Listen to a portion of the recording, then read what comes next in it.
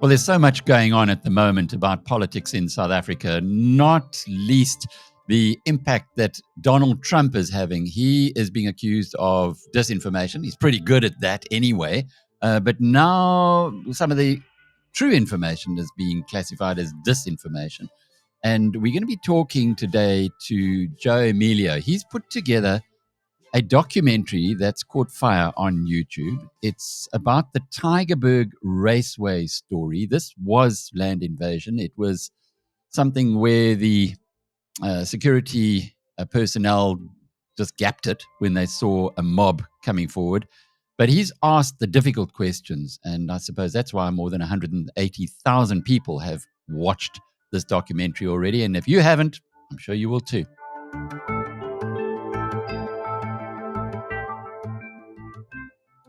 Good to have you, Joe.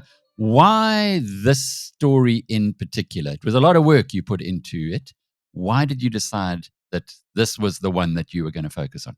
Hi, Alec. Well, first of all, thank you for having me on the show, and hello to all your listeners and viewers. Yeah, great question. So why this? Well, I actually saw this as a thread on X from an individual known as LP. He had done this huge thread of all these land grabs that have happened in the Western Cape and across South Africa. And I did a short video on it, showing people how, what he was showing was satellite imagery of land in, for example, 2000. And then in 2020, you just saw shacks erected on that land. So, I asked the question in that episode, like, how is this happening? Why is this happening? Why is it so easy for this stuff to happen?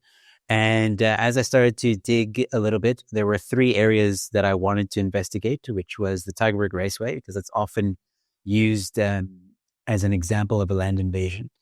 And then I wanted to look at Grabouw and Hermanus. At the beginning, because I didn't really have budget, I decided to just focus on the Tygerberg Raceway. And luckily, the previous owner, Chris Liebenberg, was still in South Africa. Caught up with him, interviewed JP Smith and a few other individuals and experts, law experts. And I stumbled upon the PI Act, which is the actual bad guy in the story, continues to be the bad guy in the story, legislation that was signed into law in 1998. And ever since then, it's been eroding property rights left, right, and center, because what this act actually does is basically protect an individual who erects a shack on your property. So if I jumped over your wall and I erected a tent or a makeshift tarp or what have you, there's actually no definition in the PI Act for what constitutes as a home. But as long as it looks like someone is living in that area, wherever that is, you're not allowed to remove any of my belongings. Even a tent that has an empty suitcase, you're not allowed to remove it. If you do, I can sue you. Then you must put the tent back up and you must give me money. And if you want to really remove me from your property, then you have to find alternative accommodation, which you must pay for. And I believe that this really erodes property rights, because how can it be in South Africa, so-called democracy country, that this is allowed to happen when we have Section 25 of the Constitution, which is supposed to protect property rights? And a lot of people misconstrue Section 26 as the right for government to give housing, which is not exactly true. The politicians and other nefarious individuals have twisted that messaging. What the Section 26 actually says is you have the right to access to housing. Very big difference. And I go into that as well in the documentary, explaining the differences there. But yeah, the PI Act is a big problem. Yeah, before we get into that detail, and thank you for giving us a lovely background there. What about your background? Where do you come from? Well, I'm originally from the States. I lived there for a few years. First half of my life, I would say. Then I lived in Egypt for a little bit, and now I live in South Africa. I've been in South Africa since 2007. My mom is South African, so I got the citizenship through her, through descent. And I'm married to a South African. I have kids here now. I've been here. Yeah, I love South Africa. So yeah, that's in a nutshell my background. Yeah, I presume that you're South African because even though you got a strange accent, a bit like a Sol Kersner accent in a way, I guess. But I presume that. But what I meant is, what brought you to doing things like this? Are you a filmmaker? I know you're a comedian as well. Just give us a little bit of background into what a famous YouTuber, or what makes a famous YouTuber. Yeah, great question. I think when I was doing stand-up comedy, I had always wanted to do YouTube, and when lockdowns happened, I found an opportunity to do that because obviously, as a comedian, all the venues were shut down. I lost my business during lockdown. I was trying to do an agency for comedians, and I decided, okay, well, I've always wanted to do a YouTube channel. Let me start one up. So I literally started my YouTube channel the first day that we went into lockdown. That was the first stream I ever did. And then since then, it took me a while to find my feet. I was interviewing comedians, I was interviewing individuals and famous people and all that stuff. And then eventually I started doing Newsflash with Joe Emilio, which is the flagship show on that YouTube channel now, which is basically commentating with a bit of humor on current affairs in South Africa, and giving my own little sense of humor to it, while at the same time trying to be rational and kind of a centrist, slightly right views. And then stumbling into that, figuring that out, and then once I felt that, okay, I've got something here, I stumbled onto documentary filmmaking again through doing that episode, and then being passionate about property rights, being passionate about South Africa and where these problems are stemming from, and trying to fix the problems and finding out how we can fix the problems. And once I started digging, I think this is actually how it happened. Like, once I started looking into the story, I mean, when I first started even thinking about it, I didn't know it was going to be a documentary. I just was like, well, let's see where the story goes. And as I started digging and as I started asking questions, I was like, okay, this cannot be done in a 10-minute episode. This has to be at least an hour. And then that's what I was like, okay, let's make this into a documentary. And that's how it happened. Brilliant. And 180,000 people watching it. I suppose the important thing is, what was the engagement like? Do you have an average that the people spent on it? I know we look at that often. It's one thing to get a lot of people to watch a YouTube video because you might have a catchy headline, but it's actually the engagement. How long do they spend there? Yeah, no, people are watching it in like right through. You can see in the comments section the rave reviews that people are talking about the documentary. There's a lot of positive feedback. When it was premiering, there was like 1,000 odd people watching, which was very good. And I only advertised it for a week. I think if I had marketed it a little bit more, I probably would have had more views on the premiere. But I thought that was extremely good numbers, and it just skyrocketed after that. I think it hit 160 views within the first, 60,000 views within the first 48 hours, 100,000 views within the first week, which is great, especially for a long form video on YouTube. And even now, I've checked the statistics or the stats. There's at least 1,000 people watching every day, which is phenomenal. It's great. I hope people will keep sharing it. I really did this project it was a passion project, and I could have maybe put it behind a paywall or that stuff, but I felt like the information is so valuable, so important, and I'm not really doing it for the money. I'm doing it, like, again, it's a passion project. I'll do this one, let the people watch it and see how it does. I mean, I didn't even know. It was the first time I make a documentary. I didn't even know like how well it was going to be received, and if people thought it was good. And I was questioning myself all the time. So that's another reason why I was just like, you know what, let it out on YouTube. Let's see how it goes. If it's cock, then I won't do it again. But it seems like a lot of people want me to do more, and I will be doing more. I'm actually going to be looking at Hermanus next, and Grabau.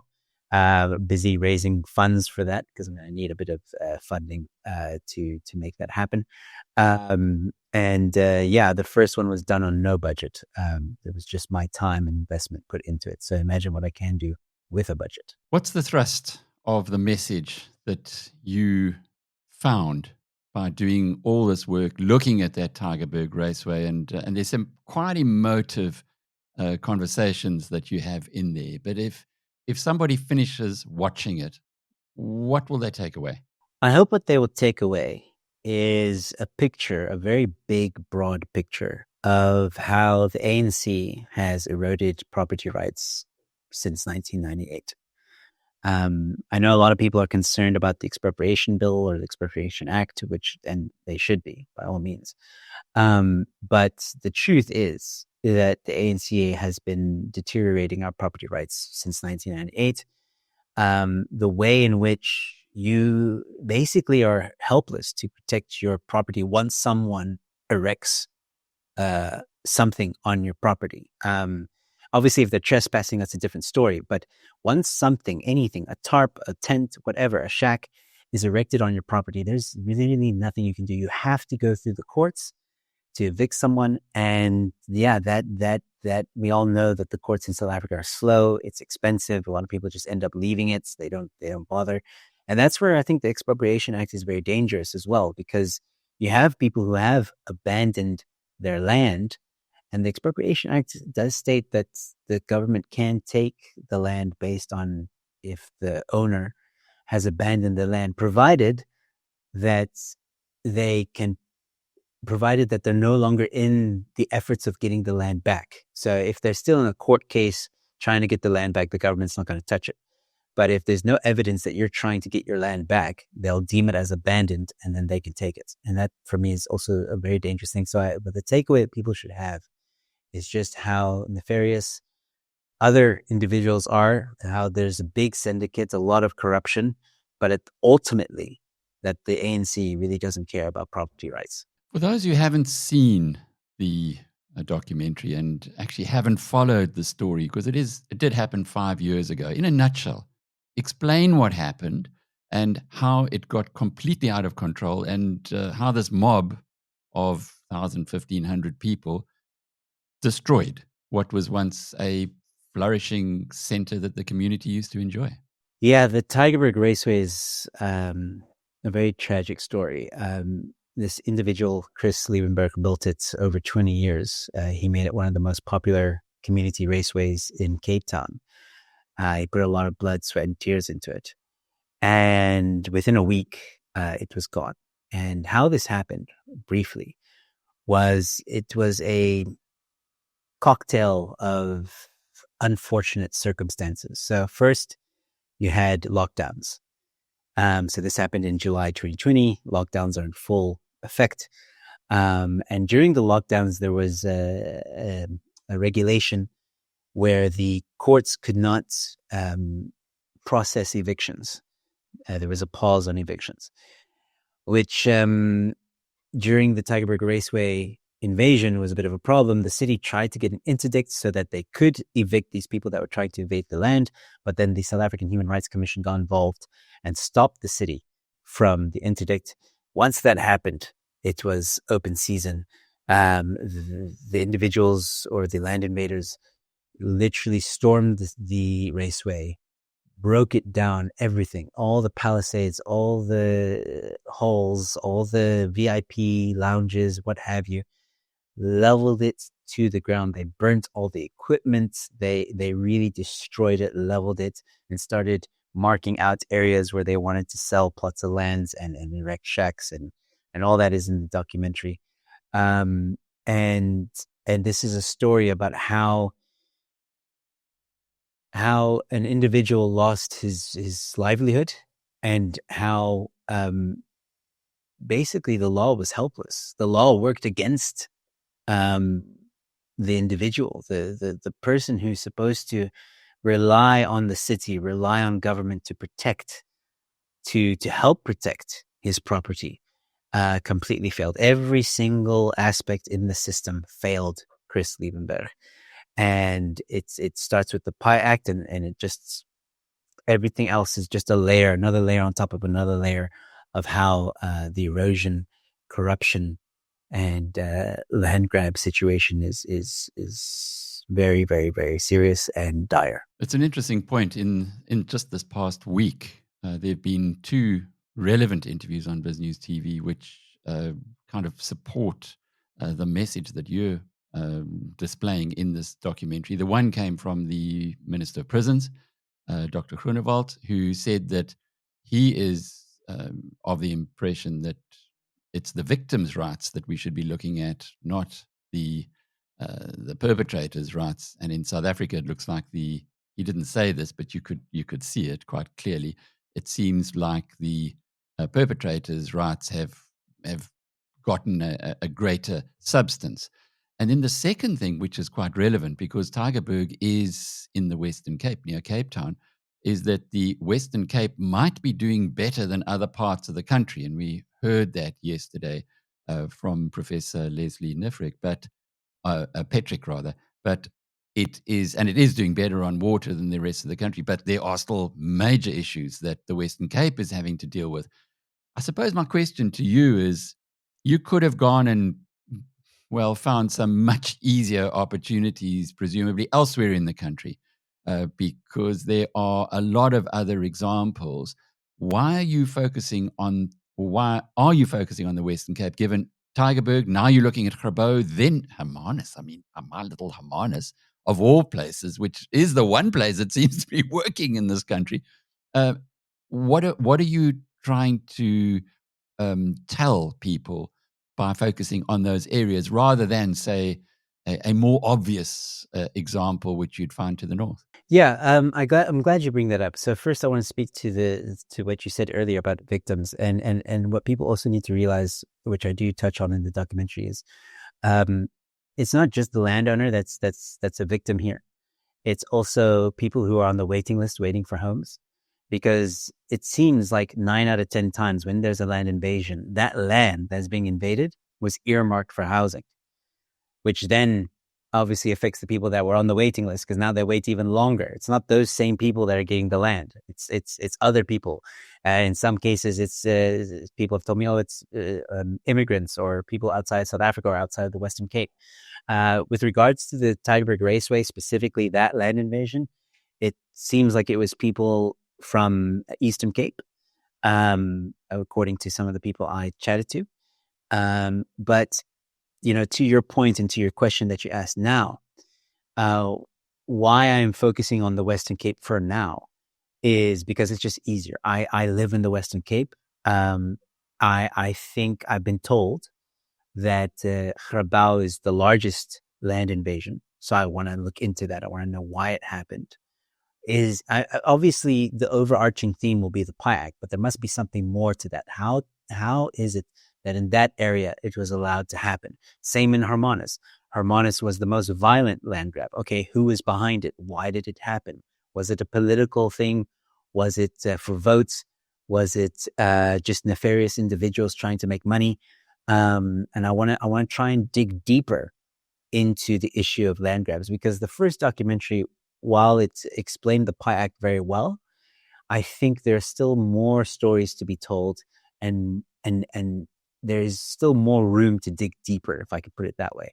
And once those two are done, I will look at doing other areas in South Africa. I hope that my filmmaking or making these documentaries will prove to people that I've got a bit of a talent, and I actually enjoy telling these stories. And I would love to look at other areas like KZN or Gauteng or other stuff. But again, you need budget. I've got to fly there. I've got to stay there for maybe a few days, interview people, stuff like that. It's these things, unfortunately, do take money. But I would love the opportunity to tell those stories. So it really is an economic reason. I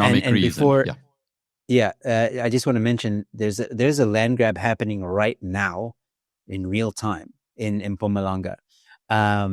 And something like that, I would have loved to have been there and record this and interview people in real time. I think that would have made amazing for an amazing documentary. But again, I'm limited in the funding. So yeah, but I just wanted to mention that. No, good. And it also, I suppose, brings the realities home. Because here in South Africa, if you are a landowner and your land is invaded, as happened in the documentary that you spoke about, the police come along or the law enforcement come along to take those who have invaded the land away. But when you get 1,000, 1,500 people, as happened here, well, the law enforcement guys fear for their lives and off they go. And then the property owner, I guess, has to depart as well. And this is a reality that is not popular because it is not happening according to the official sources. So I guess the more you can document this, that it is happening, it will perhaps open eyes. How big a problem is this, though, around the whole it's country, huge. not just Western Cape? It's huge. It's not just in the Western Cape. I know that people like to bash the DA about it because the DA runs the Western Cape. But the truth is the PI Act is a national legislation, which means it trumps any provincial legislation. So there's not much that the DA can do. They are trying to make amendments on a national level to the PI Act. They have succeeded in the portfolio committee to have a look at it, but they're only going to express their changes in March 2026. So it's a long process. And even then, it still has to go to Parliament and so on and so forth. But at least something is happening on that front. And while people bash the DA for what they seem or interpret as mismanagement, it's really not their fault. The DA has their hands tied behind their back with this legislation. And then some people will say, oh, but they incentivize the land grabs because then what happens is after a while, the city starts giving sewage or like basically starts putting infrastructure in that area. Well, the city is obliged to by the Constitution. They can't not do it. They can't ignore it because if they do, then it's a humanitarian crisis. You get disease, you get all this other stuff. So the city has to oblige by it, has to do it. Again, rock in a hard place. I know I don't mean to sound like I'm defending the DA, but that is the reality. People need to understand. So there's a lot of challenges, and the problem itself of land grabs is a national problem. It's not just in the Western Cape; it's everywhere. And it was allowed to happen with the PI Act. So anytime you see shacks erected, and it's an illegal or informal settlement, as they're called, technically it's illegal occupiers. Anytime you see that, you know that the PI Act protected them, allowed that to happen. And you can see it across South Africa. It's not just in the Western Cape. And hopefully in future documentaries, I'll be able to expand on that and show people just how big a crisis it is in South Africa. Well, the Republic of Unintended Consequences, or no consequences, as many call it. And this is another one that perhaps had the best intentions, but my goodness, has it caused lots of heartache and, attacking the whole rule of law in South Africa. Joe Emilio is a filmmaker. He's a very popular YouTuber, and you can go and watch. Just Google the Tygerberg Raceway story, and you can go and join 180,000 people who've watched it already. And just to remind you, it's easy, rolls off the tongue, 180,000 people. That means 3 full Ellis Parks. So next time you go to the Ellis Park Stadium and you look around, you just imagine 3 of those. That's how many people have watched this. So you certainly are having an influence, no doubt, Joe. And let's hope that the politicians are amongst those 3 full Ellis Parks who've watched the documentary, or if not, they will in future. I'm Alec Hogg from biznews.com.